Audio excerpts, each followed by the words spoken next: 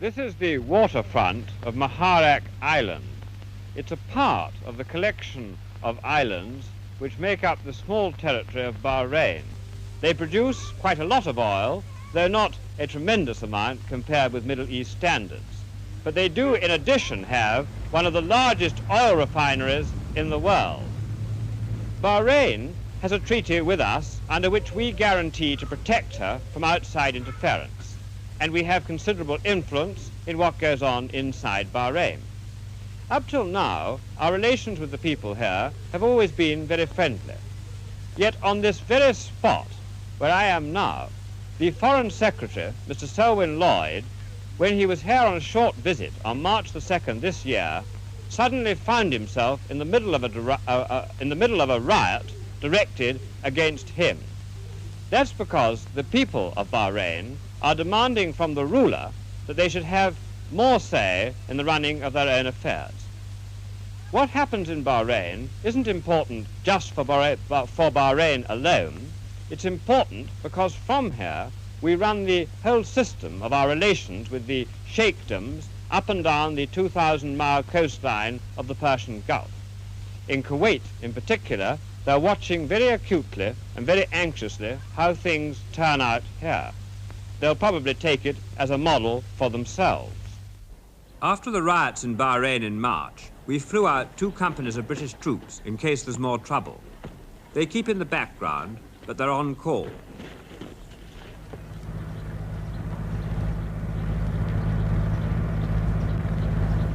The local police have been increased from 300 to 500.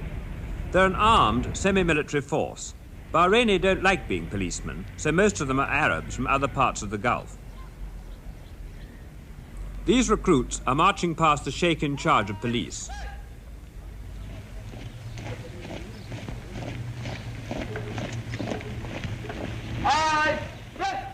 Theoretically, the ruler of Bahrain, this is his new palace, is a dictator like the ruler of Kuwait.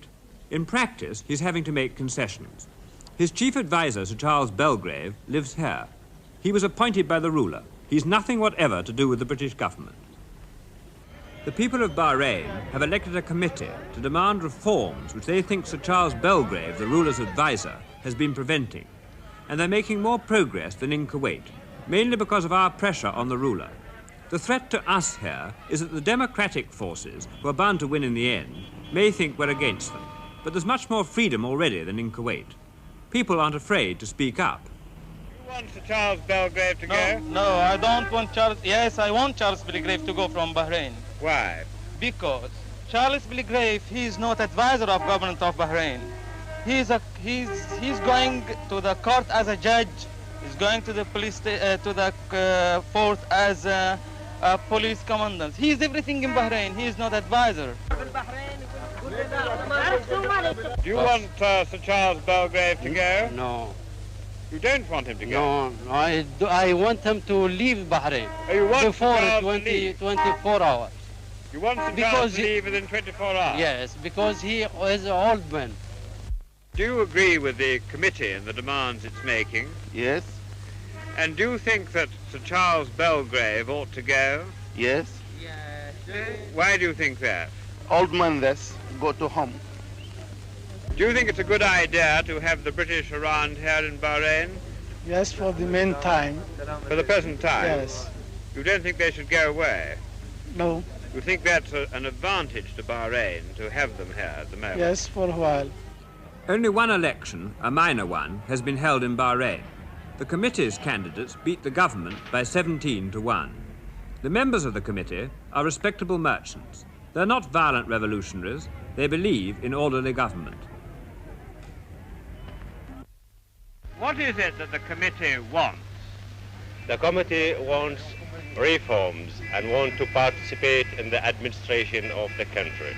Does it not participate in the affairs of Bahrain at all at the moment? At all at the moment. People are not participating in their own affairs. It is only one-man rule. Now, what is the system of justice in Bahrain? We got no justice. We got no, we got no rules whatsoever. We haven't got a code. We haven't got a penal code either. No law? And no laws. And that's what we are trying to get for this country. Want to get laws for the country. What was the cause of the riot when Mr. Selwyn Lloyd, the British Foreign Secretary, was here on March the 2nd? That was actually to give an expression about Sir Charles Belgrave only. It wasn't directed directly to Selwyn Lloyd himself, but the people, as they hate Sir Charles Belgrave and they want him to go, they wanted that Selwyn Lloyd knows this. Now, why do you want Sir Charles Belgrave to go? Well, because he actually not an expert for administration, and he has been here for the last 32 years, and he did absolutely nothing to improve the country. And I think he's getting very, very old, because he's 61 now, and he has all the powers. He's administrating hospitals, police, customs, finance, justice. That can't be for one man. Now, do you want British protection of Bahrain to continue in the future or not? Providing the British government help the people and support them instead of only supporting the rulers, as they are doing now. You think that the British government ought to back up some of your demands? Exactly. Now, it has been said that your movement is very much influenced by Egypt, and that that makes it very anti-British. What do you say to that? That is not correct at all. We love Egypt certainly, because we speak the same language, same religion, and our education comes from Egypt. We like Egypt very much, but our movement is not influenced by any outside power. Now, are you asking in Bahrain for the complete running of the government, or are you asking for just a few places in some of the committees to assist the ruler and the government? Well, more or less those have been actually agreed upon.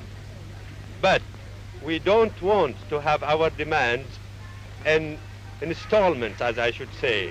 We want them as a whole thing. Do you mean that you won't agree to work anything unless Sir Charles Belgrave goes? Well, we don't want anything to work actually unless we got the whole demands together. Including Sir Charles Belgrave to leave Bahrain. Sir Charles Belgrave has been in Bahrain for 30 years. This is the garden of his house. Sir Charles, what exactly is the job that you do here?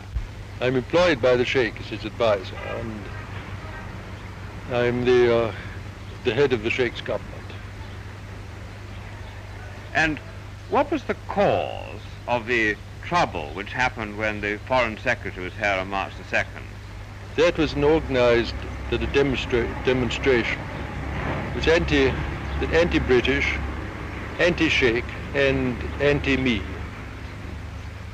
And what is the attitude of the government to the demands now being made by the committee?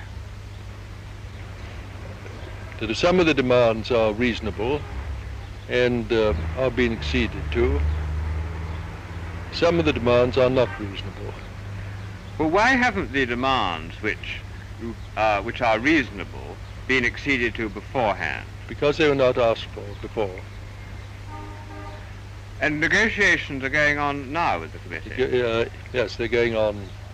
We have a long meeting every Sunday, and we have other meetings between the Sundays. And how do you think the negotiations will turn out? I hope that eventually that they will be successful. But do you feel that the future of Bahrain is a fairly calm and happy one?